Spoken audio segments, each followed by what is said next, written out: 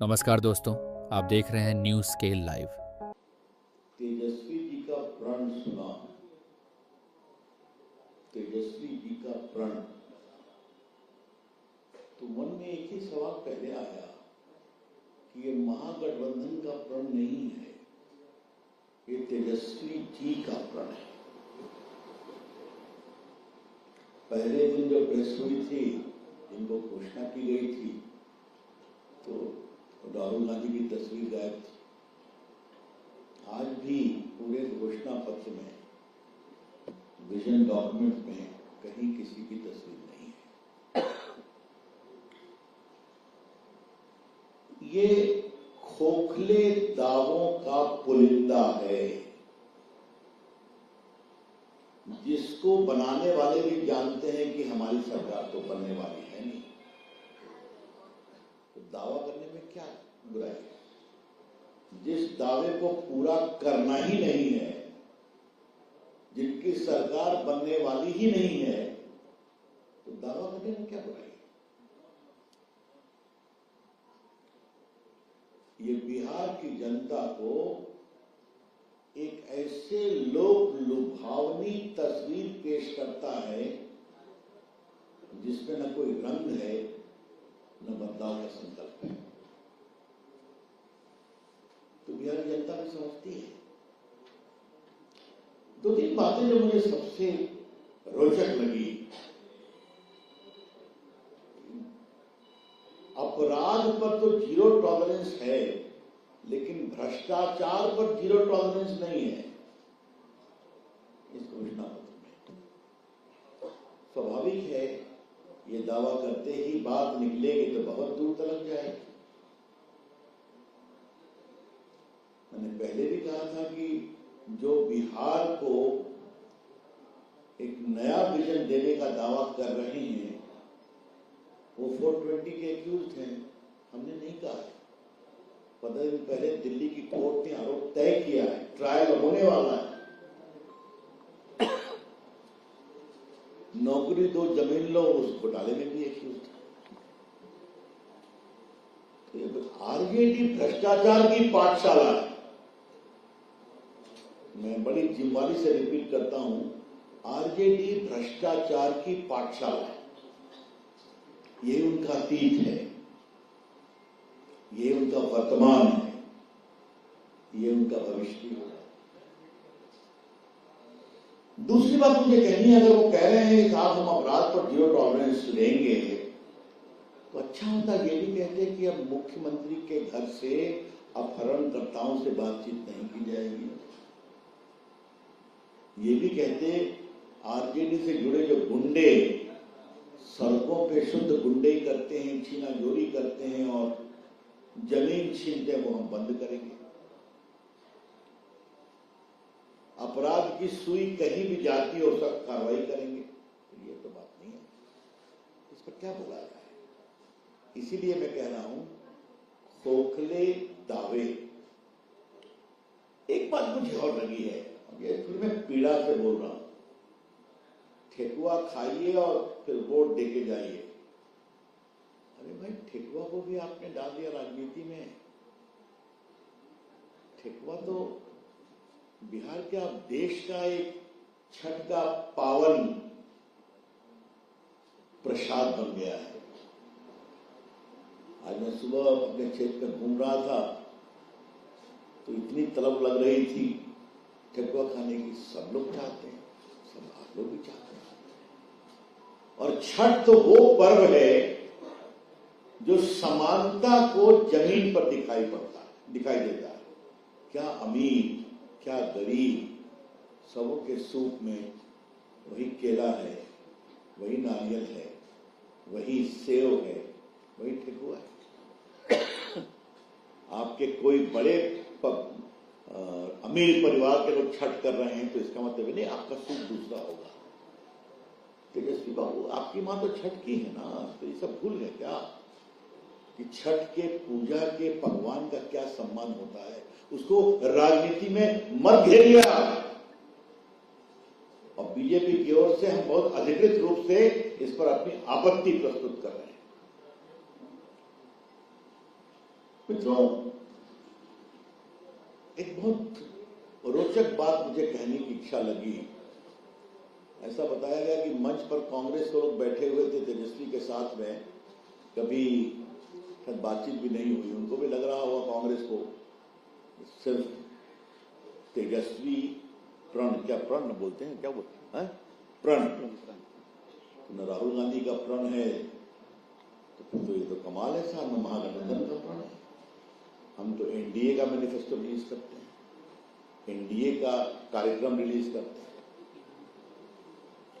अब मित्रों, मैं आपसे एक और बात कहना चाहता हूं और ये बात बहुत इंपॉर्टेंट है। जब आप शादी करते हैं, कोई भी समुदाय हो, तो घर खानदान देखते हैं ना, इनका अतीत कैसा रहा है, क्या रहा है, सब देखते हैं ना, तभी ना बेटी देते हैं या बहू लाते हैं।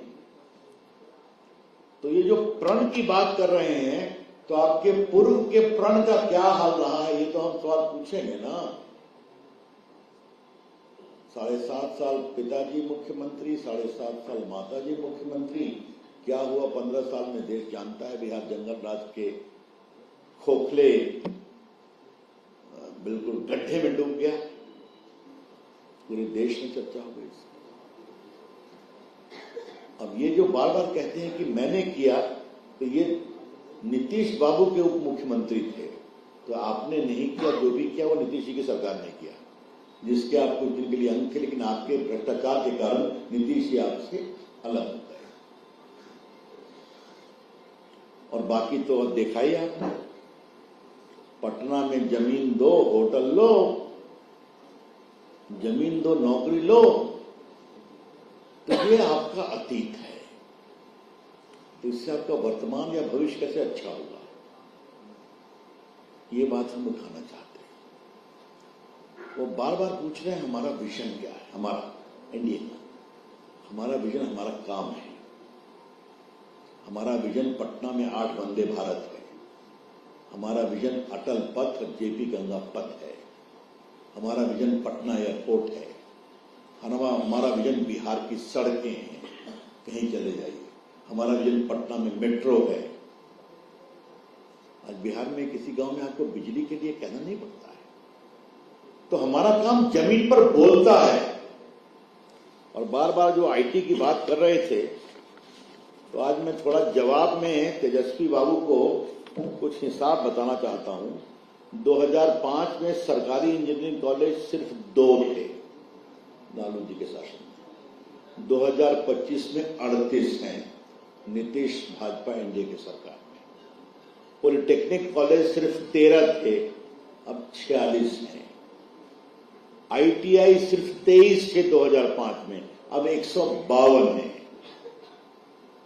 विद्यालय 53,000 से बढ़कर 78,000 हो गए हैं।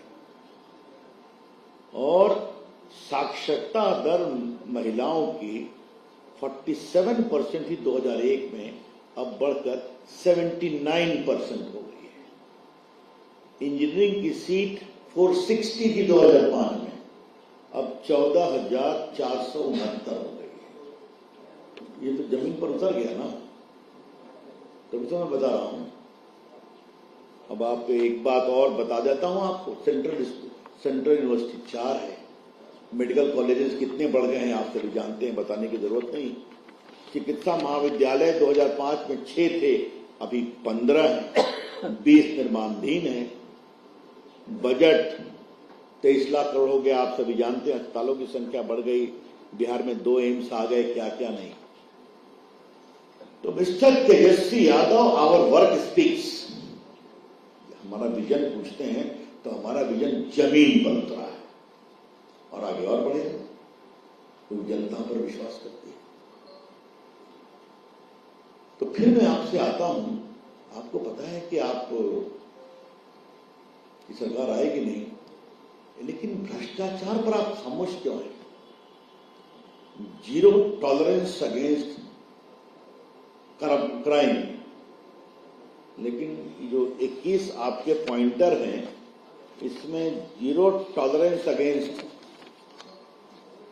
भ्रष्टाचार तो है नहीं। तो फिर वही बात उठेगी। भ्रष्टाचार पर खुलकर बोलने से तेजस्वी यादव डरते हैं और घबराते हैं, क्योंकि उनका पूरा परिवार भ्रष्टाचार में आकंठ डूबा हुआ है।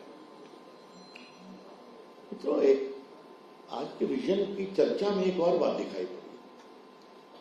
बिहार को लोग उपनिवेश बनाने की कोशिश कर रहे हैं। क्या मतलब है इसका?